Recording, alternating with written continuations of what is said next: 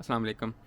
आज एक सबसे ज़्यादा पूछा जाने वाला सवाल है, उसका मैं जवाब लेके आया हूँ और सवाल वो ये है कि जॉर्जिया से आगे आप शेंजन या यूरोप या यूके कैसे जा सकते हैं।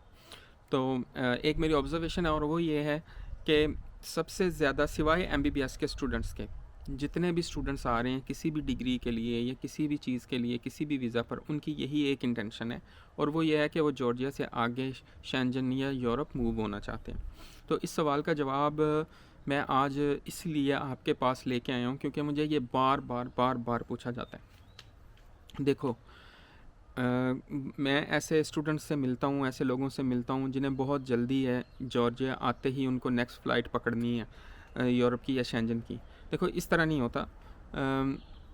तरीके हैं आगे जाने के, मगर तरीके इस तरह नहीं है कि आप आते ही आप उतरे और आपके एजेंट ने सेटिंग की हुई है और वो आपको अगली फ़्लाइट में शेंजन के लिए बैठा रहा है। ऐसी कोई चीज़ रातों रात नहीं होती, इसमें टाइम लगता है, ठीक है। और इसके तरीके क्या हैं? फॉर एग्ज़ाम्पल, अगर आप एमबीबीएस के स्टूडेंट हैं तो आपको फिर तो कोई प्रॉब्लम ही नहीं है, आप वैसे ही यूके या यूएसए के लिए हॉस्पिटल अटैचमेंट्स लेके आप वीज़ा लगवा के जा सकते हो। लेकिन अगर आप एमबीबीएस के अलावा कोई बीबीए में आ रहे हैं या किसी बिज़नेस में या कंप्यूटर साइंस में या किसी ऐसी डिग्री में आ रहे हैं, तो उसका फिर आपका देखना पड़ेगा कि आपकी जो यूनिवर्सिटी है वो एरास्मस प्रोग्राम्स दे रही है। लेकिन एरास्मस प्रोग्राम को अवेल करने के लिए सबसे पहला जो सबसे मेन चीज़ है वो ये है कि एक तो आपको अपने ग्रेड्स अच्छे रखने हैं, आपके मार्क्स अच्छे आने चाहिए, आपका सब्जेक्ट्स में डिस्टिंक्शन होनी चाहिए, अच्छे मार्क्स आप ले रहे हो। दूसरा, आपकी इंग्लिश थोड़ी बेहतर है या इंग्लिश को आप अपनी बेहतर कर लेते हो। बहुत ज़्यादा कोई फ्लुएंट इंग्लिश नहीं चाहिए, सिर्फ B1 बेसिक इंग्लिश चाहिए।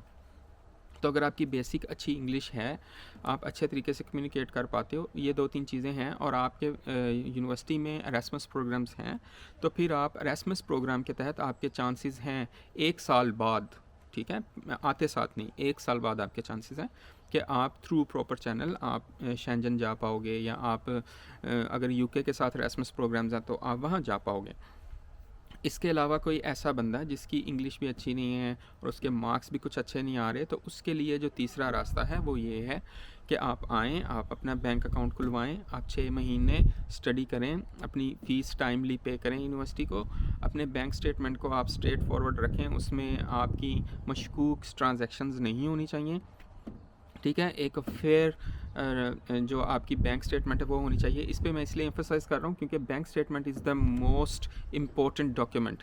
जब आप शेंजन वीज़ा अप्लाई करते हो तो सबसे ज़्यादा क्लोजली जिस चीज़ को वो देखते हैं वो आपकी बैंक स्टेटमेंट होती है, और दूसरी वो चीज़ देखते हैं वो ये कि आपका ट्रैवल हिस्ट्री कैसा है, आप क्या करते हो, आपकी टाइज़ जॉर्जिया में जहाँ से आप ट्रैवल कर रहे हो वहाँ आपकी टाइज़ कितनी है, क्या आप वहाँ वापस आओगे या नहीं आओगे, ठीक है। तो फिर इसके लिए सबसे अच्छा तरीका ये है कि एक तो आप अपनी बैंक स्टेटमेंट ठीक रखें, दूसरा अपनी यूनिवर्सिटी के साथ अपने जो भी मामलात हैं उनको ठीक रखें, क्योंकि यूनिवर्सिटी से आपको स्टूडेंट कंफर्मेशन लेटर चाहिए होगा अपना वीज़ा अप्लाई करने के लिए, एप्लीकेशन करने के लिए। तीसरी एक चीज़ आप ये करें कि जब आप जॉर्जिया आ जाते हैं तो आप तुर्की में $100-150 में आप जाके आ सकते हैं, आप आज़रबाईजान $100-150 में जाके आ सकते हैं, क्योंकि ये दोनों बिल्कुल साथ साथ हैं। ऐसे 2-3 छोटे मोटे कंट्रीज़ में जाएं छुट्टियों में, एक दिन के लिए बेशक जाएं, एक रात के लिए जाएं और वापस आ जाएं। आपके पासपोर्ट के ऊपर आपकी थोड़ी सी ट्रैवल हिस्ट्री होनी चाहिए।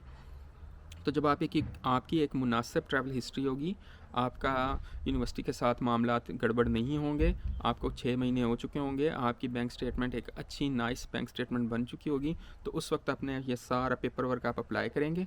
और मेक श्योर आप ये करें कि आप अपना ट्रैवल जो आपका प्लान है, जो आपका टिकट है, एयर टिकट है, वो आपका प्रीपेड होना चाहिए, कोई डमी टिकट नहीं होना चाहिए। आपका जो होटल है वो प्रीपेड होना चाहिए, कोई पोस्ट पेड नहीं होना चाहिए कि पहुंच के पे एट द प्रॉपर्टी या कुछ ऐसा हो, ऐसा नहीं होना चाहिए। पहले पेमेंट आपने की हो, चाहे वो रिफ़ंडेबल है, अगर इन केस वीज़ा नहीं लगता तो आप उसको रिफ़ंड ले लें।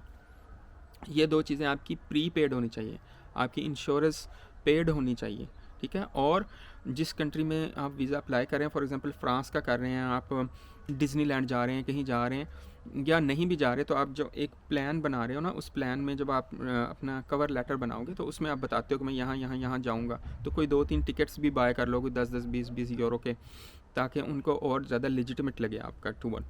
तो ये हैं 3 तरीके आपके जॉर्जिया से शेंजन जाने के।